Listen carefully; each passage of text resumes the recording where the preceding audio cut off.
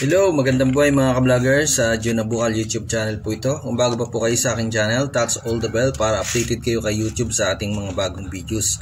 Ang tatalakayin naman natin ngayon mga ka-vloggers, yung tinatawag nating pagpatay o pagkitil ng buhay sa isang tao. Meron itong binubuo ng dalawang klase ng case, yung tinatawag nating murder and homicide. Ano nga ba ang pagkakaiba ng murder case at homicide case?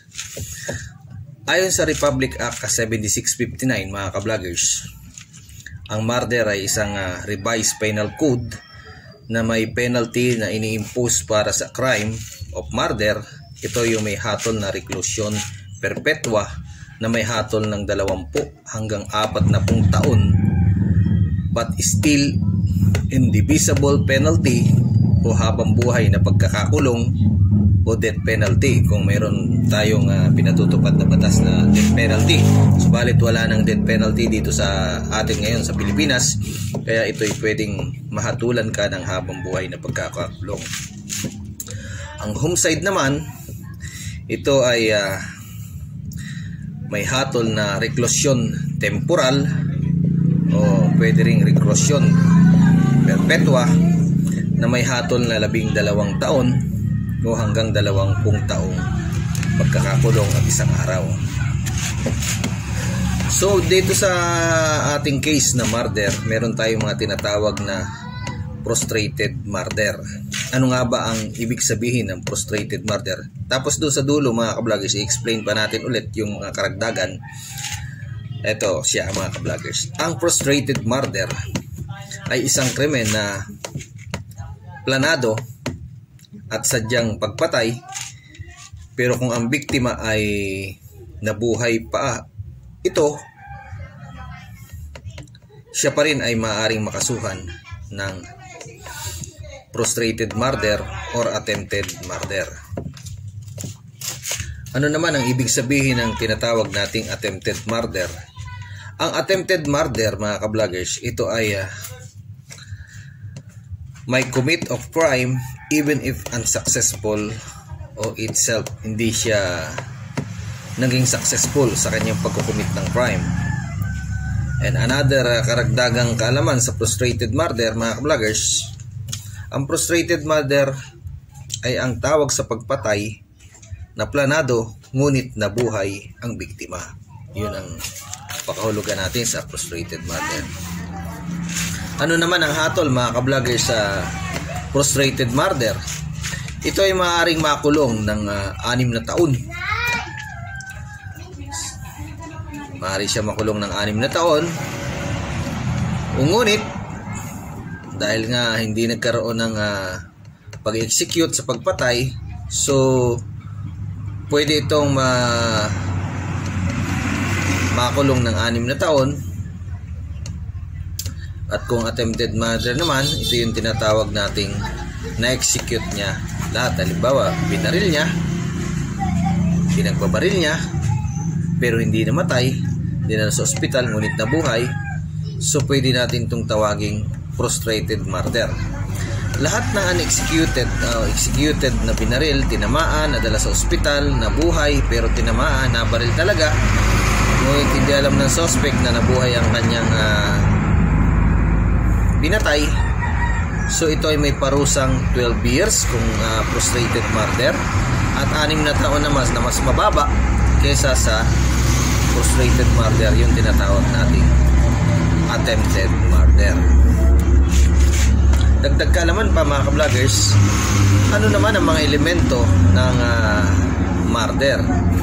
Ito ay may mga elemento na paraan ng pagpapatunay tulad ng pataksil na pagpatay o paggamit ng pampasabog, panununog, tinorture mo bago mo pinatay, o cruelty, o kasama sa murder yung ang murder kasi mga ka-vloggers ay tinatawag natin isang capital crime dito sa Pilipinas.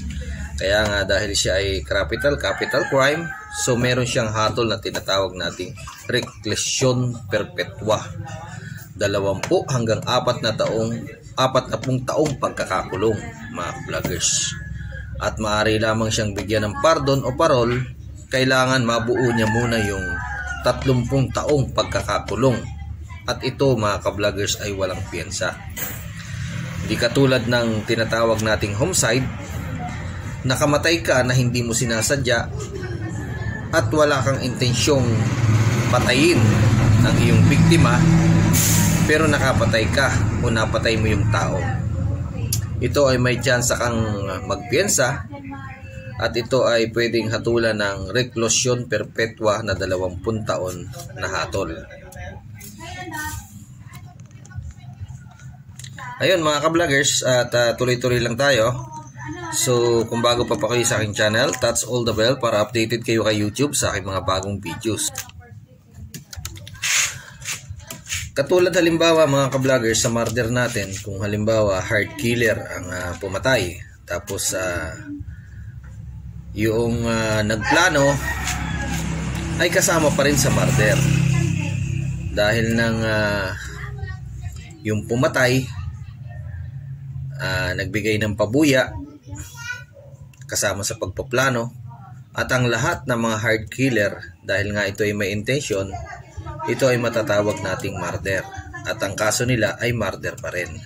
Lahat sila na nagplano, kahit na hindi siya ang pumatay, kasama siya sa pagpaplano o siya nag-utos, siya nagbayad do sa hard killer, maaari siyang kasuhan ng murder. Ang murder kasi mga ka-vloggers ay tulad nga ng sinasabi natin, sumasakop siya sa iba't ibang elemento. Katulad ng sinabi ko, pwedeng pinatay mo siya na sinunog mo siya, pwedeng pinatay mo siya na nilason mo siya, pwedeng pinatay mo siya sa pamamagitan ng iba't ibang uri ng mga sasakyan na sinagasaan mo siya, o sabi nga nila, ito talaga ay pinatay mo, pinagplanuhan mo talaga mga ka-vloggers ang pagpatay sa kanya. So yun ay tinatawag nating murder. At yun nga, meron siyang hatol na reclusion perpetua na 20 hanggang 40 taon at habang buhay na pagkakakulong, o pwede siyang magkaroon ng death penalty.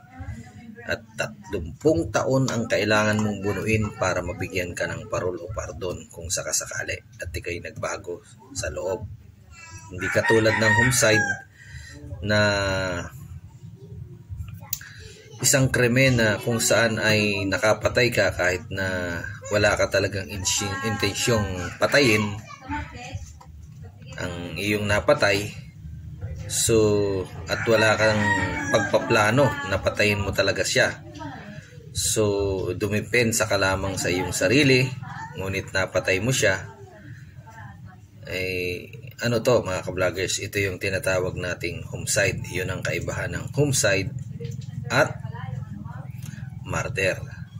So ganun lamang mga ka-vloggers. Kung bago pa po kayo sa aking channel, touch all the bell para updated kayo kay YouTube sa aking mga bagong videos. At may mga idinagdag po ako dyan mga ka-vloggers na inedit natin. So pwede nyo pong pakibasa at dagdag kaalaman. Hanggang sa muli sa John Abukal YouTube channel.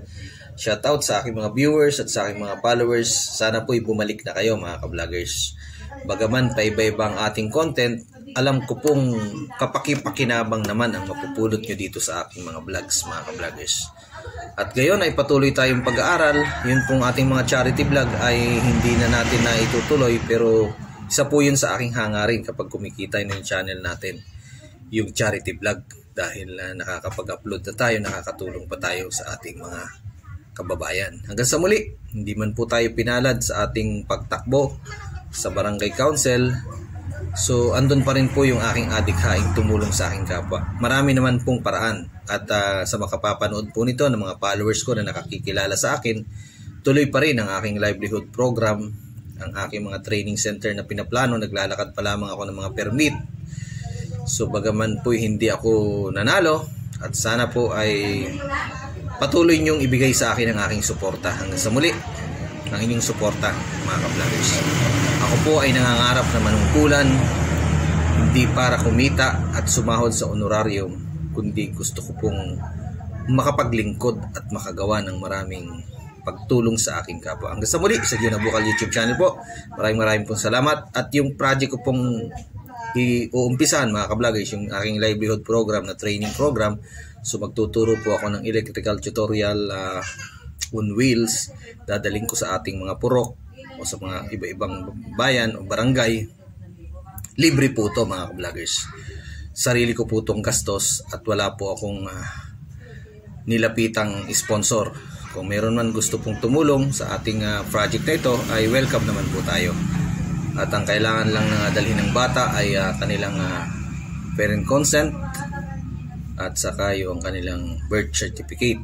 So wala po tayong pili kung sinong gustong mag-aral, bata, matanda, basta may pangarap sa buhay. Ito po ay coordinated na sa TESDA at nakipag-usap na po ako doon kung sakasakaling mag-NC2 na tayo. So legal po to, mga ka-vloggers, at nilalakad ko pa lang yun po yung permit. Hanggang sa muli, sa Gio Nabukal YouTube channel. Maraming salamat po at mabuhay at parati po tayo mag-ingat. Shoutout po sa aking mga viewers at sa aking mga followers, at maraming pong salamat sa inyong walang sawang pagsuporta sa aking YouTube channel.